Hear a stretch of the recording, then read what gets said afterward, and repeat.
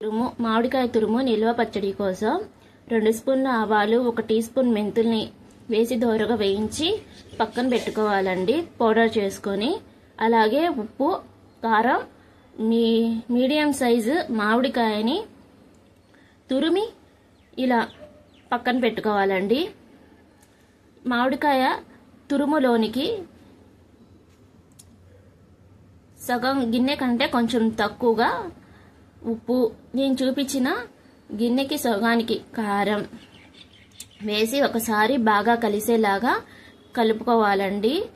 ఈ మామిడికాయ అనేది ఒక్కొక్క కాయ అనేది కొంచెం పులుపుగా ఉంటుంది, ఒక్కొక్క కాయ అనేది తక్కువగా ఉంటుంది. కాబట్టి ఉప్పు కారాలు అనేవి సమానంగా మనం తినే దానిని బట్టి వేసుకుంటే టేస్ట్ అనేది బాగుంటుందండి. ఇందులోకి మనం ముందుగా రెడీ చేసి పెట్టుకున్న ఆవాల మెంతుల పౌడర్ మొత్తాన్ని కూడా వేసుకొని ఒకసారి మామిడికాయ తురుము పచ్చడి మొత్తాన్ని బాగా కలిసేలాగా కలుపుకుందాము.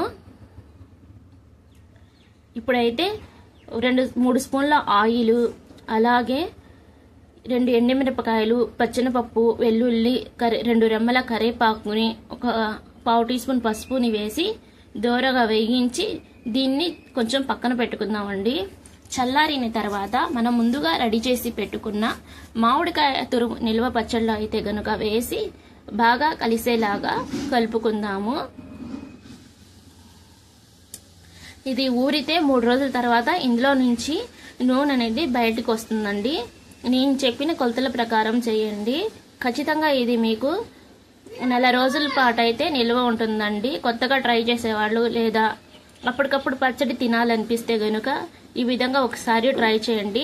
టేస్ట్ అయితే గనుక చాలా అంటే చాలా బాగుంటుందండి. ఫ్రిడ్జ్ లో ఉంచుకుంటే మనకి 4 రోజుల పాటు నిల్వ ఉంటుందండి. నేనైతే గనుక ఈ పచ్చడిని ఒక గాజు సీసాలోకి అయితే తీసుకొని ఫ్రిడ్జ్ లో నిల్వ ఉంచుకున్నానండి. 4 రోజుల పాటు ఉంటుందండి ఈ మామిడికాయ తురుము నిల్వ పచ్చడి.